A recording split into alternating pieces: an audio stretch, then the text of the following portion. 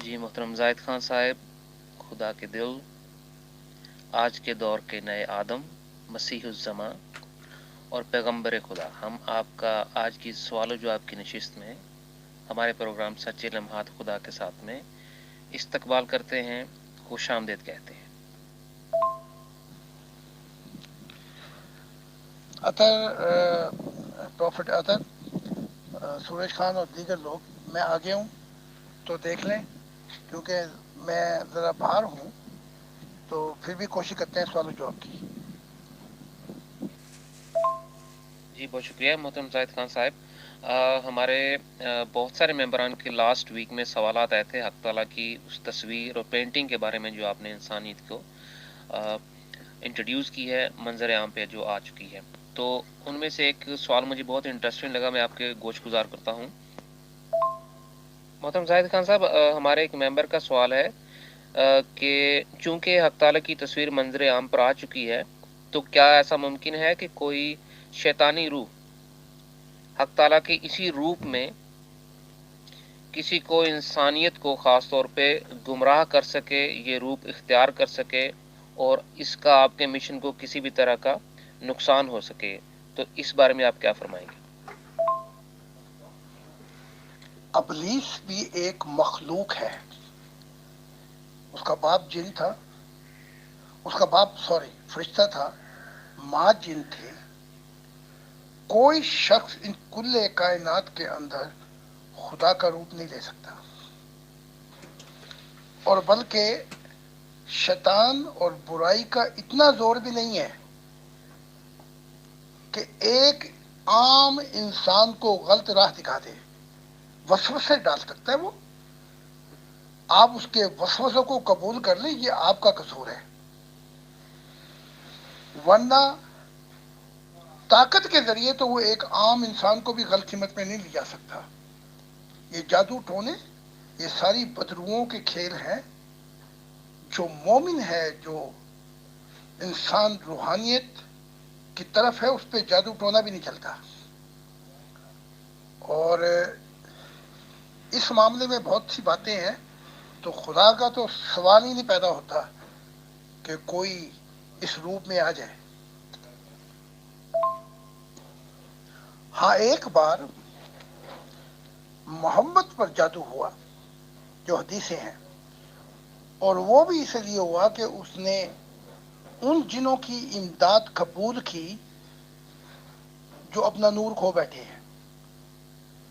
تب جبرائیل اور فرشتوں نے آ کے مدد کی، ورنہ جادو نہ کسی نبی پہ ہو سکتا ہے، نہ کسی ولی پہ ہو سکتا ہے، نہ کسی صالحین پہ ہو سکتا ہے، نہ کسی نیک روح پر ہو سکتا ہے۔ یہ میں بڑی عجیب بات بتا رہا ہوں۔ اور کجا کے خدا کا روپ لے لے، اس نے تو خدا کو چیلنج بھی نہیں کیا، اس نے تو کہا کہ اس کی محبت، انسان کی محبت میں ہر دفعہ مانگ ہوتی ہے۔ محترم زاہد خان صاحب بہت شکریہ جی۔ ہمارا اگلا سوال ہے، یہ ممبر کہتے ہیں جی کہ آپ کی تعلیمات سے یہ پتہ چلتا ہے کہ نبی عیسیٰ خود نبی محمد صاحب کے پاس آئے اور انہوں نے اپنے اس مشن کی آفر کی جو مشن وہ پورا نہیں کر سکے۔ تو ایسی کون سی وجوہات تھیں کہ نبی محمد صاحب نے خدا کی بادشاہت کا جو مشن تھا وہ عیسیٰ نبی سے لینے سے انکار کر دیا اور نبوت کا رستہ شریعت کی طرف انہوں نے استوار کیا؟ نبوت سے پہلے محمد جو تھے وہ ملت ابراہیم پہ چلتے تھے، یعنی کہ ایک خدا۔ اور عیسائیت پہلے کوشش کر چکی تھی کہ تین خداؤں کا جو تصور وہ عرب میں پیش کرے، اور عراق میں اور دوسرے جو عرب ملک ہیں وہاں پہ کامیاب بھی ہو گئے تھے۔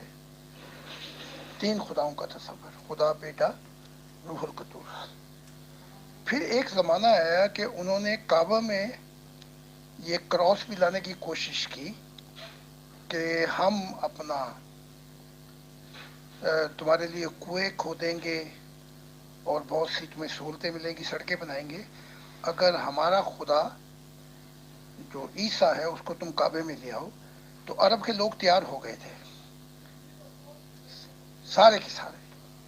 تب محمد صاحب نے کہا کہ اگر یہ کراس عیسیٰ جو خدا ہے اس کو کعبے میں لاؤ گے تو تمہارے خداؤں کی جو قدر و قیمت ہے وہ ختم ہو جائے گی، اور عیسائیت جو ہے وہ چھا جائے گی عرب کے اندر، اور پھر تمہارے جو تم پیسے کماتے ہو ان مختلف بتوں سے، اور تم نے بیوقوف بنائے ہوئے عربوں کو، یہ تمہاری یہ لوٹی بھی جائے گی۔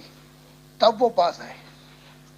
تو محمد صاحب بڑے خلاف تھے عیسائیت کے اس تصور سے، اس لیے جب عیسیٰ آئے تو آپ نے قبول نہیں کیا، اور دوسرے کچھ اور باتیں تھیں جو جبرائیل نے کھولی تھی، اور پھر بہت نزدیک آ چکے تھے نبوت سے پہلے بھی، کیونکہ جبرائیل آتے تھے۔ میری کتاب میں اس کے بہت سے واقعات ہیں، اس لیے جبرائیل کے ساتھ کام کرنا پسند کیا۔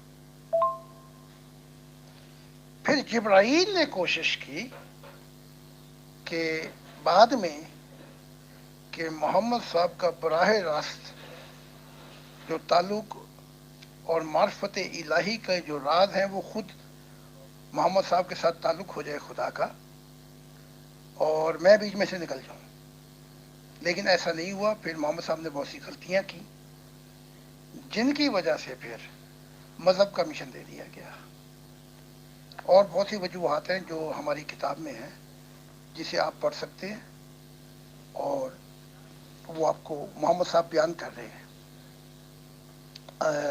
اب اس وقت عالم برزخ میں، کہ یہ وجوہات تھیں۔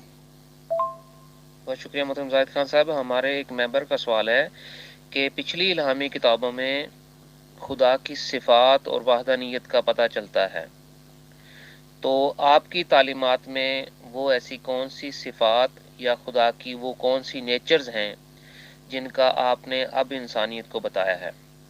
بہت شکریہ۔ معاف کرنا، مجھے باہر جانا پڑ گیا کیونکہ لوگ آئے ہوئے تھے تو انہیں تھوڑی سی گائیڈنس دینی تھی، تو میں معذرت خواہ ہوں۔ ہماری تعلیمات میں جو سب سے بڑا فرق آ جاتا ہے مذہب میں اور ہماری تعلیمات میں، مذہب بتاتا ہے کہ گناہ گاروں کو سزا دی جائے گی، حساب کتاب ہوں گے، مصیبتیں ہوں گی، نیک لوگوں کو جزا دی جائے گی، مزدوری دی جائے گی۔ ہماری تعلیمات میں پہلا ہی جو فرق ہے وہ یہ ہے کہ انسان کو پیدا کیا گیا تھا محبت کی تکمیل کے لیے، پہلا ہی فرق یہ آ جاتا ہے۔ اور دوسرا جو ہے وہ یہ ہے کہ اب یہ وقت آ گیا ہے کہ برائی کی دنیا ختم اور اچھائی کی دنیا شروع ہوگی، اور زمین کے وارث خدا کے محبت کرنے والے ہوں گے۔ تیسرا سب سے بڑا فرق یہ آ جاتا ہے کہ بن دیکھے خدا پہ ایمان لاؤ، فرشتوں پہ، آخرت پہ، موت کے بعد زندگی پہ۔ ہم کہتے ہیں ایمان کی دنیا ختم ہوئی، مذہب رستہ ہے، اسی دنیا کے اندر تم فرشتوں سے ملو، خدا سے ملو، اسی دنیا کے اندر تمام کھڑکیاں کھول دی گئی ہیں مشاہدہ الہی کی میرے آنے کے بعد۔ یہ فرق ہے۔ چوتھا فرق یہ ہے کہ آج تک فرشتے حساب کتاب کرتے تھے، اب فرشتوں کی جو اختیارات ہیں وہ انسان کامل آدم کو دے دیے گئے ہیں، مجھے، اور اب فرشتے ہمارا حساب کتاب نہیں کریں گے بلکہ ہم فرشتوں کی رہنمائی کریں گے۔ تو بہت سے فرق آ جاتے ہیں۔ اور پھر آخری فرق یہ ہے، مذہب بن دیکھے راہ ہے، ہم کہتے ہیں اب ہم منزل پہ آ گئے ہیں۔ یہ فرق ہے۔ اور کتنے فرق ہیں لیکن مختصر بیان کیے یہاں پہ۔ بہت شکریہ محترم زاہد خان صاحب۔ ہمارے ایک ممبر کا سوال ہے کہ جیسے شریعت کے اور قانون کے تقاضے ہوتے ہیں، سوسائٹیز میں ہر طرح کی اونچ نیچ کو سامنے دیکھ کے وہ قوانین بنائے جاتے ہیں، تو آپ کی تعلیمات کے مطابق جب خدا کی بادشاہت کا زمانہ اس دنیا میں اپنے عروج پر ہوگا تو اس دنیا کی جو تہذیب یا جو کلچر ہے، جو قوانین ہوں گے ان کا معیار کیا ہوگا؟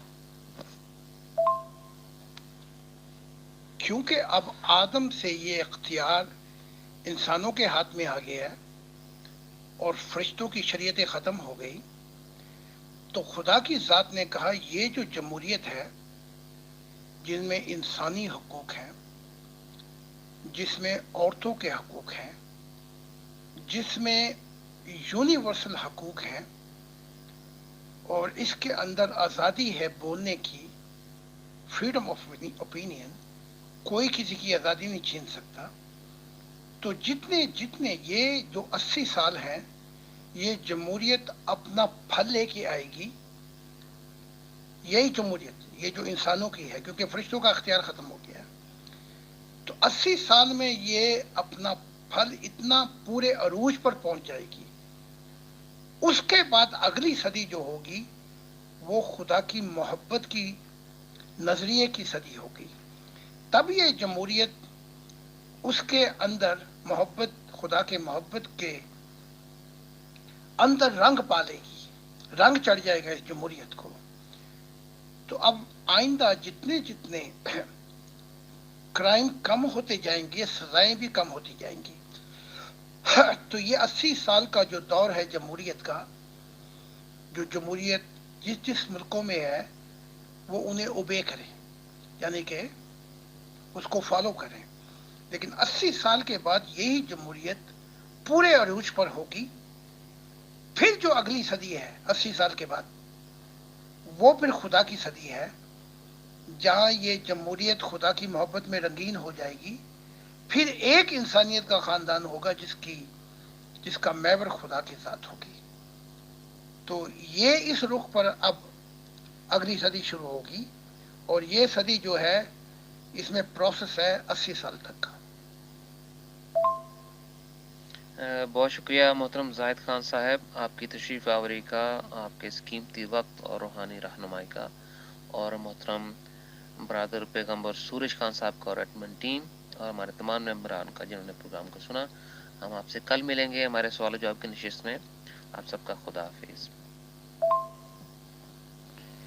میں بہت معذرت خواہ ہوں کہ میں آپ کو وقت نہیں دے سکا، کیونکہ کچھ لوگ باہر آ گئے اور پھر پولیس بھی کھڑی ہوئی تھی باہر، تو ان سے بات چیت کرنی ضروری تھی، اس لیے مجھے تھوڑا سا آپ کو آج کم وقت دیا، لیکن بہت شکر گزار ہوں آپ کا بھی اور نبی سورج صاحب کا بھی، اور ان لوگوں کا جو ہماری مدد کر رہے ہیں اور خدا کے متعلق پوچھ رہے ہیں، کیونکہ ہماری زندگی کا خلاصہ خدا کی ذات ہے۔ تو بہت بہت شکریہ۔